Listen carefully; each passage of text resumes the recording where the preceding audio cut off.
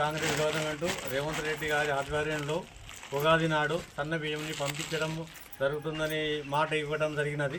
దానికి గాను ఈరోజు మొదటి రోజుగా ప్రతి ఒక్కరికి ఎవరికైతే ఉన్నాయో కార్డులు వారందరికీ సన్న బియ్యం ఇవ్వడం జరుగుతున్నది. రేవంత్ రెడ్డి గారికి ప్రత్యేక అభినందనలు మరియు మా యొక్క సుదర్శన్ రెడ్డి గారికి ప్రత్యేక ధన్యవాదాలు తెలుపుకుంటున్నాం. సాలూరు గ్రామస్తులు నమస్కారం.